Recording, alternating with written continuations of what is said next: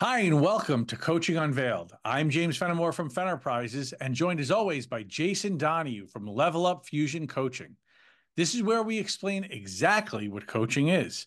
Today, we're going to be talking about the relationship between the coach and the client. Jason, how are you?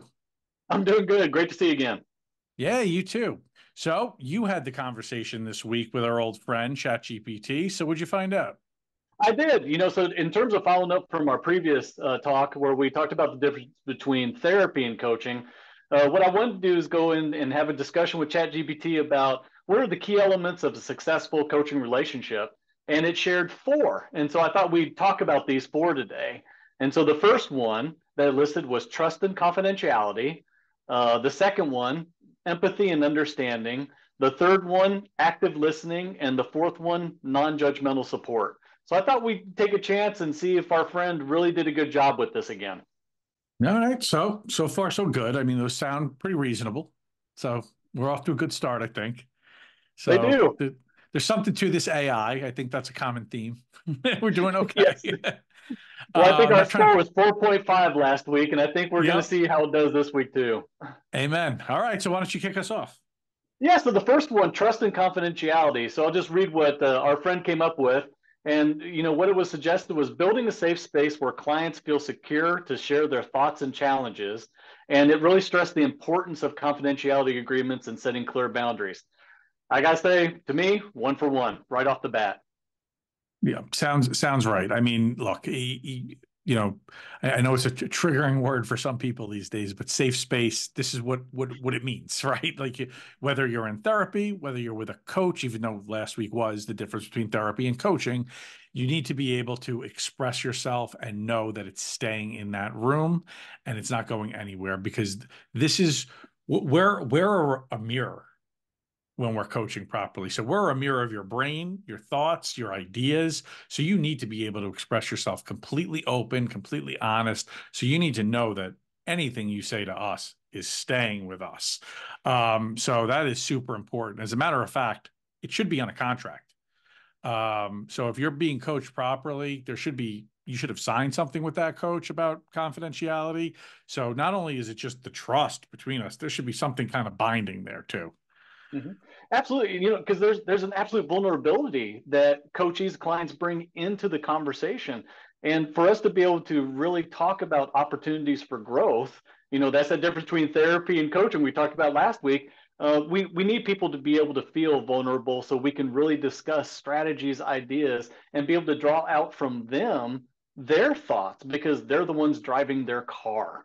Again, the concept last week of we are the partner on the journey on the side, not the driver of the vehicle. And so there has to be trust and confidentiality there. Yeah, without a doubt. And where it can get a little hairy, and I'm sure if we dug into this with our old friend ChatGPT, they would have expanded on this, but that's our job. We don't want to completely be out of work yet. I'd like to be on a beach somewhere, but not yet. If there's a sponsor, like if your company is sponsoring it, or if there's your boss is paying for it, and now there's another person involved in your coaching, there needs to be very, very, very specific parameters on who is going to know what here about what's being discussed.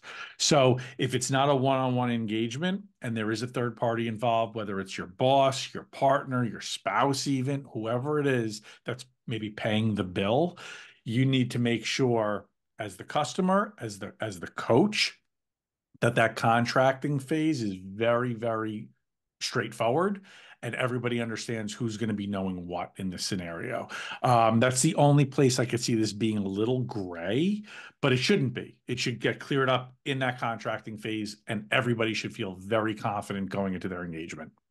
Exactly. No surprises. No Exactly. surprises, right there. So I like the second point it brought up too, empathy and understanding. And again, our friend said, seeing the world from the client's perspective and providing unconditional positive regard. I absolutely agree with this one. The client leads the process.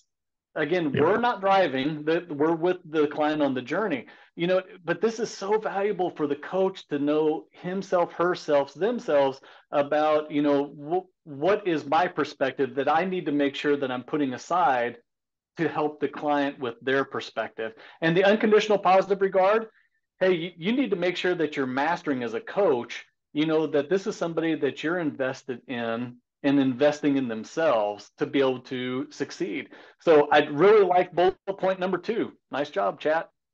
Yeah, number two is great. I mean, you said it pretty much perfectly. I don't need to add too much. You need that's what we're here for, right? Where Mhm. if you're a coach, I think you're already coming to this with empathy and understanding. Your main goal is to help people. Mhm. So hopefully you already have your cup pretty full with empathy and understanding. You're not coming at it with a with a negative attitude.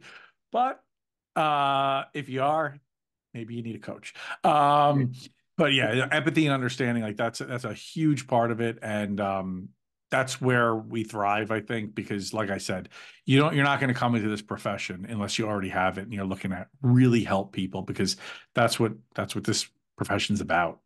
Yes, yes, and I think this actually lays a great idea for us that we'll talk about in the future about what is the difference between empathy and sympathy, and what coaches need to be Mm. aware of in this relationship too. Going to bullet point number 3, active listening. So techniques like paraphrasing, summarizing, and asking clarifying questions to fully understand the client's needs.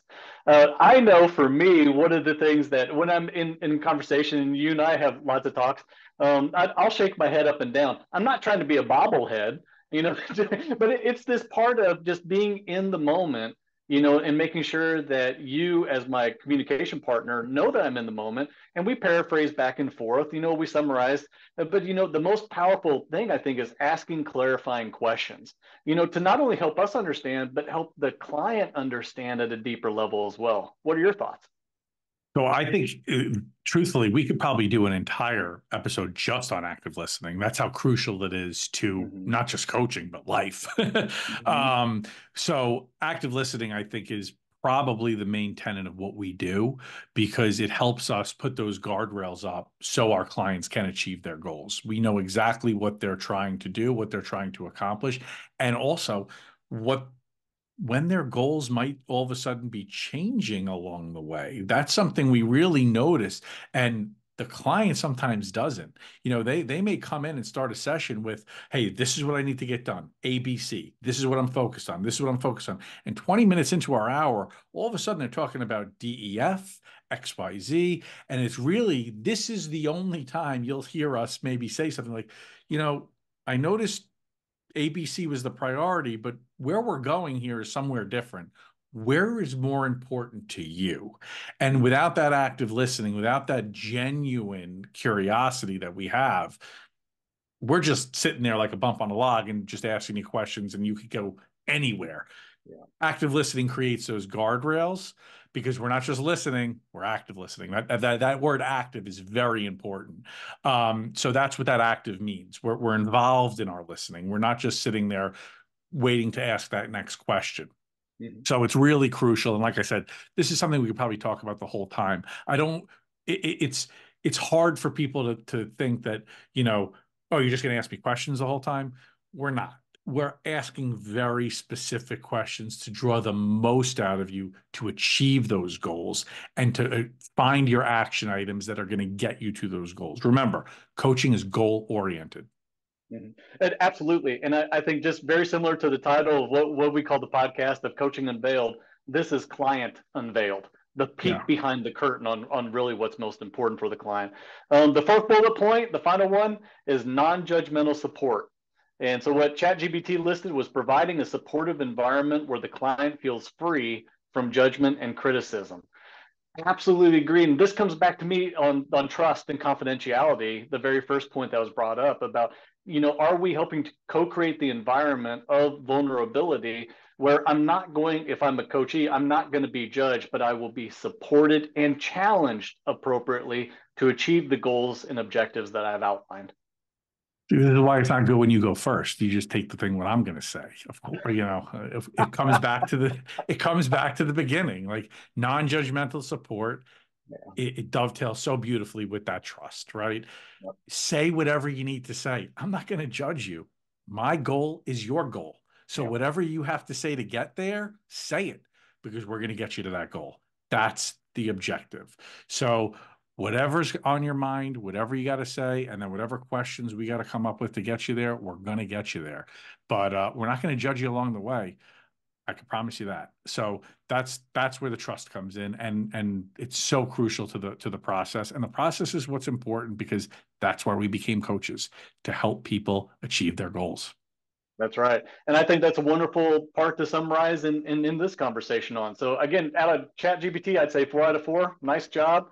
But Yeah, again, Chat is a great way to assist coaches, not to replace coaches. So looking forward to absolutely. future conversations about this. Yeah, absolutely. It's a great way to I like what we're doing here.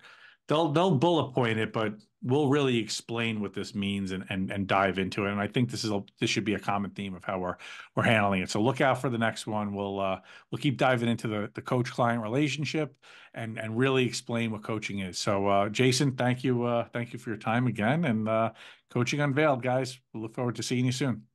Thanks, y'all.